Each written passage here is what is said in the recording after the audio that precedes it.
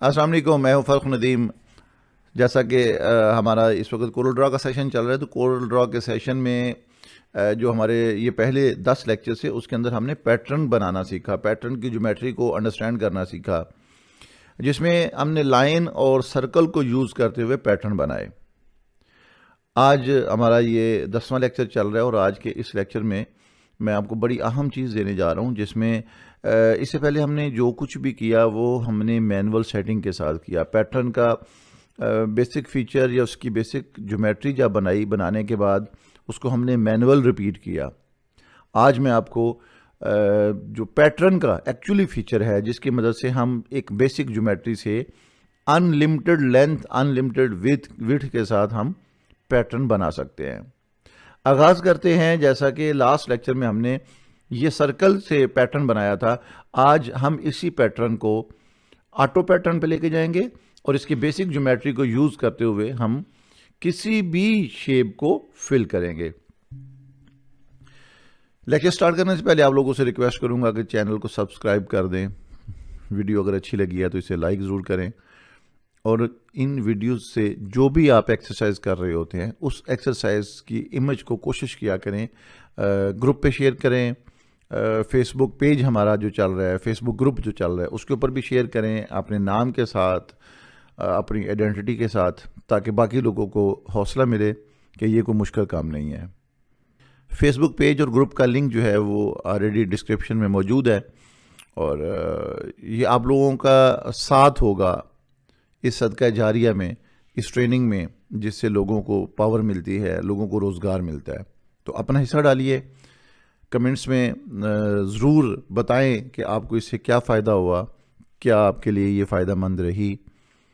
Channel को subscribe भी ज़रूर कीजिएगा अगर आपने नहीं किया, पहली दफ़ा है। आगाज़ करते हैं जी। इस पैटर्न की मैं बेसिक ज्योमेट्री यहाँ से उठा रहा हूँ। ये देखें, ये एक पोर्शन मैंने यहाँ से उठाया और इसको बाहर इस जगह पे रख दिया। ठीक है, यहाँ से ये मैं यहाँ से जब इसको मैं लेके आऊँगा, मैंने ये देखें वो वहाँ से कॉपी करके यहाँ पे पेस्ट कर लिया, या मूव करके भी आप यहाँ पे ला सकते हैं। अब हम इतने पोर्शन को लेके आए। एक तो पहले कोशिश करें कि जो सेगमेंट आप उठाएं उसको किसी ख़ास डायमेंशन से उठाएं। ये इस वक्त 25.25 इसका साइज़ है। मैं इसको यहाँ पे 15 पे करता हूँ। 15 mm कर दें, 10 mm कर दें। मैंने इसका साइज़ चेंज कर दिया। ये देखें, इसका साइज़ चेंज हुआ। अब आपको क्या करना होगा, ये वाली जो ज्योमेट्री है, इस ज्योमेट्री को एक्सपोर्ट करना है आपने। एक्सपोर्ट करने के लिए हमारे पास यहाँ पे कमांड मौजूद है, ये आइकन इसका मौजूद है कंट्रोल ई के साथ। आप अगर फाइल में आएंगे तो यहाँ पे एक्सपोर्ट का ऑप्शन मौजूद है। सेलेक्ट कर लीजिएगा इस ऑब्जेक्ट को। सेलेक्ट करने के बाद यहाँ पे हमारे पास काफ़ी सारे इसमें एक्सटेंशंस होती हैं, काफ़ी सारे ऑप्शंस होते हैं।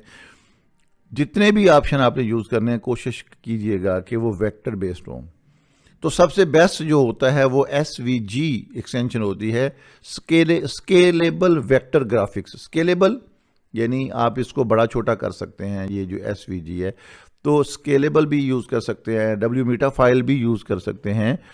तो सबसे बेस्ट जो है वो आप WMeter फाइल, ये देखें, ये वाली भी फाइल यूज़ कर सकते हैं, एक्सटेंशन यूज़ कर सकते हैं, SVG भी यूज़ कर सकते हैं। इसके अलावा ये जितनी भी एक्सटेंशन यहाँ पे नज़र आ रही हैं, इवन आप डायरेक्ट एडोब इलस्ट्रेटर की फ़ाइल यूज़ कर सकते हैं, आप JPG यूज़ कर सकते हैं, PDF यूज़ कर सकते हैं, इसी तरह से फ़ोटो पेंट की एक्सटेंशन यूज़ कर सकते हैं, BMP, JPG, कोई भी एक्सटेंशन आप यहाँ पे यूज़ कर सकते हैं। लेकिन जो हमारी ज़रूरत है, जो हमें पैटर्न के लिए चाहिए, वो SVG है या मीटा फाइल है या और हैं, वो मैं आपको आगे जाके इंपोर्ट में जाके बताऊंगा। तो मैं फ़िलहाल SVG के साथ मैं इसको नाम देता हूं, पैटर्न 1 दे देते हैं।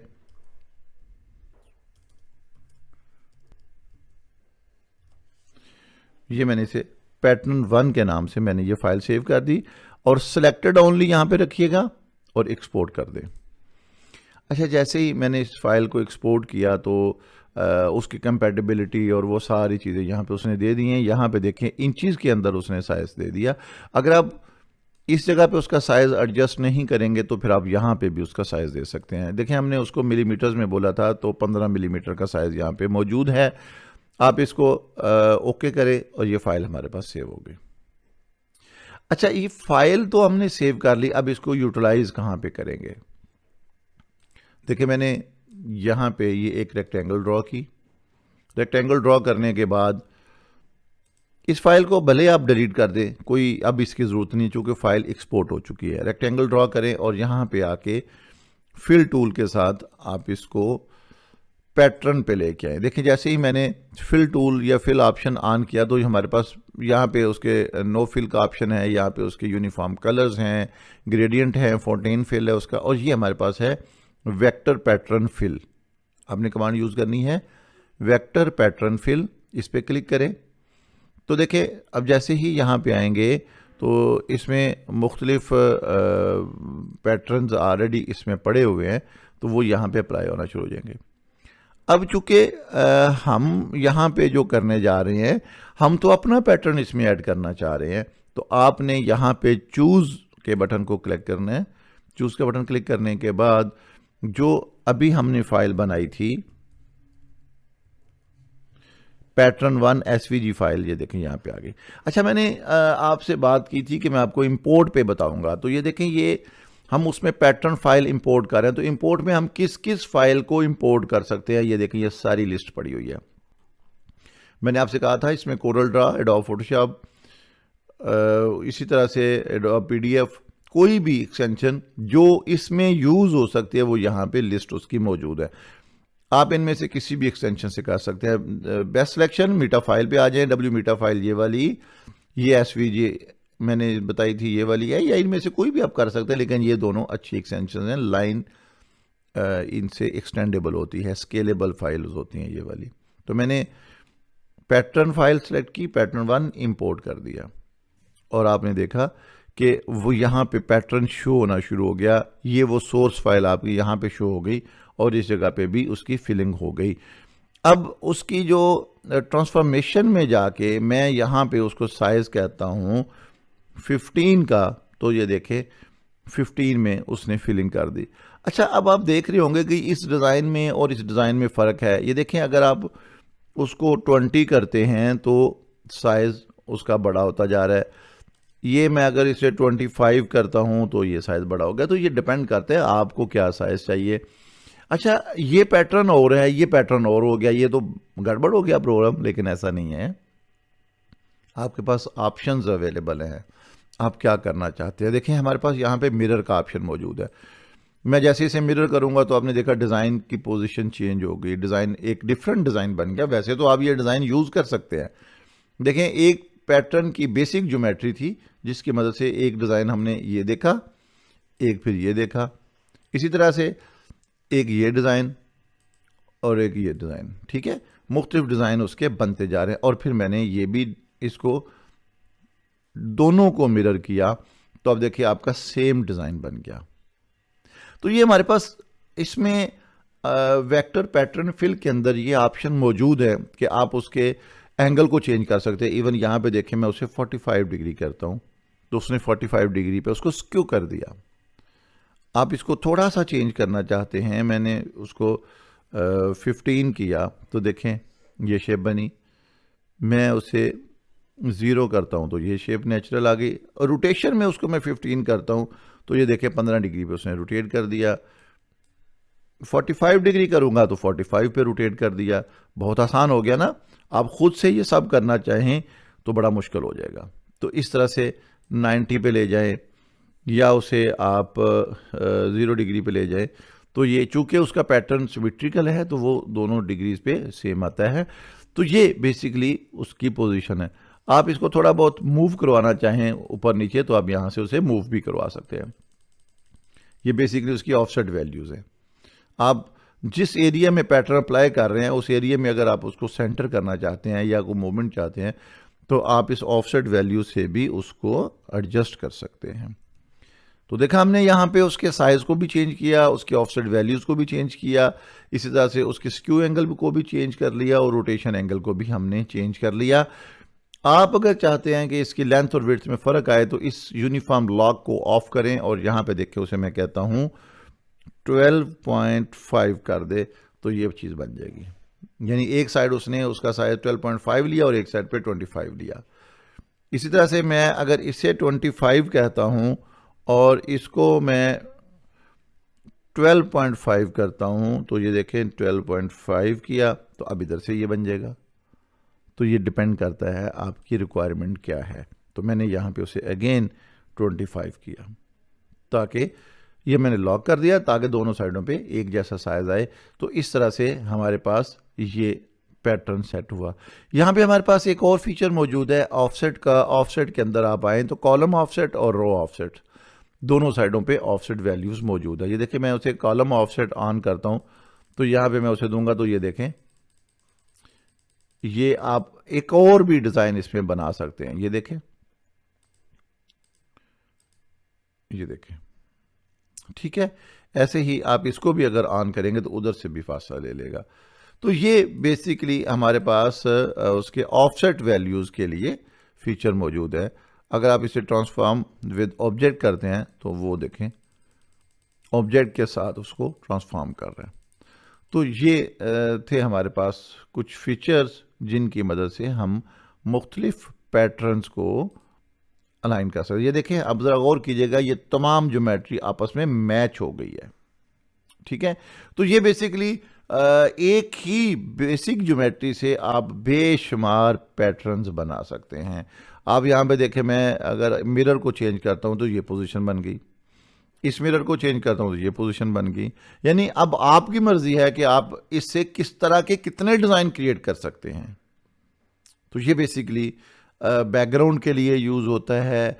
ये अगर आप अपनी वुड या लेज़र इंडस्ट्री में हैं तो वहाँ पे आप डिज़ाइन बना सकते हैं इसकी मदद से। आप जब देखें इस तरह के पैटर्न बना के आप किसी टेबल का टॉप डिज़ाइन करेंगे, किसी दरवाजे का पैनल डिज़ाइन करेंगे, कुछ भी डिज़ाइन करेंगे तो बड़ा खूबसूरत और अच्छे अंदाज से आप उसको प्रेजेंट कर सकेंगे।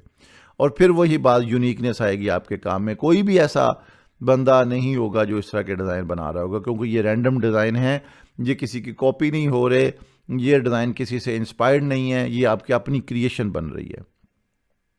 तो जब डिज़ाइन आपका ज़ाती होगा तो कस्टमर भी आपका ही होगा, आपका डिज़ाइन आपकी पहचान बन जाएगा। तो इस तरह के पैटर्न्स को यूज़ करें, इस तरह के डिज़ाइंस को यूज़ करें। देखिए आपने एक पैटर्न के बेसिक ज्योमेट्री बनाई, उससे आपने कितने सारे डिज़ाइन बना लिए। आप सिर्फ इसके ऑफसेट वैल्यू चेंज करते जाएं, इसके एंगल चेंज करते जाएं, एक बेसिक ज्योमेट्री से आप 20 डिज़ाइन क्रिएट कर सकते हैं। ये आपके इख्तियार में है। आप चंद लाइनें आड़ी टेढ़ी लगा के उससे पैटर्न बनाएं तो वो भी एक डिज़ाइन बन जाएगा, वो आपका डिज़ाइन, आपकी पहचान बनेगा। तो इस तरह बेसिक पैटर्न्स को यूज़ करें, बेसिक पैटर्न ज्योमेट्री को सेव कर लें और पैटर्न की कमांड के साथ जो आपका मन चाहे उस तरह का डिज़ाइन क्रिएट करें। आगे चलेंगे। ये तो हमने एक सिंगल कलर के साथ किया। मैं यहाँ पे इसको ओके करता हूँ तो ये देखें, ये आपके पास एक नई ज्योमेट्री क्रिएट हो गई। अभी अगर मैं इसी डिज़ाइन को चेंज करके इसमें कलर अप्लाई करता हूँ, लाइक मैंने यहाँ पे रेड कलर कर दिया, इसको भी मैंने रेड कलर कर दिया, इसको मैंने ब्लू कलर कर दिया और इसको भी मैंने ब्लू कलर कर दिया। अब आप आ जाए, इसी को अगेन हम एक्सपोर्ट करेंगे, ठीक है। ये मैंने एक्सपोर्ट किया, यहां पे मैं इसका फिर नाम दे रहा हूं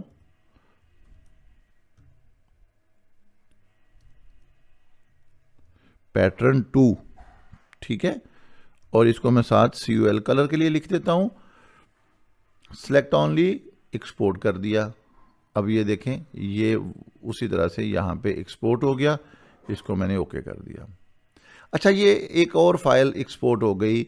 अब देखें, मैं इस ऑब्जेक्ट को उठा के साइड पे कर देता हूँ। मैं यहाँ पे सर्कल ड्रॉ कर लें या फिर पॉलीगॉनल शेप ड्रॉ कर लें। ये देखिए, पॉलीगॉनल शेप पे मैं यहाँ पे बस कुछ इस तरह से ड्रॉ कर देता हूँ, कोई अनइक्वल सी शेप मैंने बना दी, ठीक है। अगेन फिल टूल में आ जाएं या यहाँ से, ये देखें यहाँ से भी आप ले सकते हैं इस टूल को। ये डायरेक्ट अप्लाई करता है और यहाँ से आप उसको वेक्टर पैटर्न पे आ जाए तो बात एक ही है, वहाँ से आ जाए या यहाँ से आ जाए। लेकिन अब चूंकि ये डायरेक्ट अप्लाई कर रहा है तो इसकी सेटिंग सारी यहाँ पे पड़ी हुई है। ये देखें, यहाँ से आपको ये सारी, यहाँ से आप उसे ऐड करवा सकते हैं। ऐड करें तो इस तरह से यहाँ से ऐड करवाने के बजाय हम बेहतर है डायलॉग पे आते हैं। ये डायलॉग पे आए, जैसे ही आप डायलॉग पे आएंगे तो डायलॉग आपको यहाँ पे आप आगे वेक्टर पैटर्न फिल में चूज करें। उसी तरह से आप एक फाइल चूज कर रहे हैं, वो वाली फाइल जो अभी हमने बनाई, मैं यहाँ पे उसको देता हूँ पैटर्न 2 कलर वाली और इंपोर्ट कर दें। ये देखें जी, मैंने जैसे ही इस फाइल को यहाँ पे इंपोर्ट किया, अब मैं यहाँ से इसका स्केल भी छोटा करता हूँ। मैं बिल्कुल उसको 10 mm के साथ करता हूँ ताकि हमें डिज़ाइन जो है वो नज़र आ जाए। अच्छा, अब चूंकि मल्टी कलर है तो वो डेफिनेटली पैटर्न जैसे जैसे आप चेंज करेंगे उसके मुताबिक उसके कलर्स भी चेंज होते रहेंगे। तो ये देखें, मैंने दोनों को मिरर किया तो इसके अंदर ये कलर अप्लाई हो गया। अब ये देखें, मैं इसे यहाँ पे जस्ट ओके करता हूँ। मेरी अब ज़रूरत किस तरह की है, आप शेप टूल पे आके इसको जैसे मर्जी चेंज करें, वो उसके अंदर उसके मुताबिक फिलिंग होती रहेगी। इवन आप इसे एक्सपैंड भी कर रहे हैं तो वो उसके मुताबिक उसे एक्सपैंड करेगा। कहीं पर भी कोई रुकावट नहीं है कि वो एक जगह पे लिमिट ख़त्म हो गई है या उसका जनाब वहाँ पे हमने मिरर नहीं किया, कुछ भी किया, साइज़ उसके अंदर वही रहेगा, लेकिन पैटर्न ऑटोमेटिकली उस पर रिपीट होता रहेगा और आगे चलता रहेगा। तो ये बेसिक एक टेक्निक है किसी भी ऑब्जेक्ट को पैटर्न में कन्वर्ट करने की या पैटर्न की बेसिक ज्योमेट्री को बैकग्राउंड में कन्वर्ट करने की या किसी डिज़ाइन में कन्वर्ट करने की। मैं उम्मीद कर सकता हूँ कि आज का जो लेक्चर है, आज की जो हमारी एक्सरसाइज है, ये भी आपके लिए बहुत फ़ायदेमंद रही होगी। आप इससे बहुत फ़ायदा उठा सकेंगे, बेशुमार डिज़ाइन आप इससे बना सकेंगे। इंशाल्लाह जो हमारा नेक्स्ट सेशन आ रहा है उस सेशन के अंदर हम लाइन की मॉडिफिकेशन सीखेंगे, लाइंस की मदद से पैटर्न भी बनाएंगे, फूल पत्तियाँ भी बनाएंगे और बहुत कुछ करेंगे। अपनी दुआ में याद रखिएगा। इंशाल्लाह नई टेक्निक, नया सेशन, नए ऑब्जेक्ट, नई कमांड्स के साथ दोबारा मुलाकात होगी। अल्लाह हाफिज़।